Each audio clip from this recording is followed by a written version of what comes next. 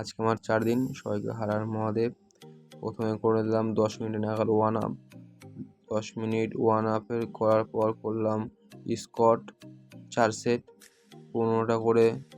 4 set স্কোয়াটের পর করলাম dumbbell press, এটাও করলাম 4 সেট 15টা করে। 15টা করে করার পর দেখতে পাচ্ছ হচ্ছে লেগের পাম্প। আজকে অল্পই খাটবো। লেগের পাম্প করার পর দেখছো হচ্ছে প্যাক খাটছি। এটা করলাম তোমার 3 সেট।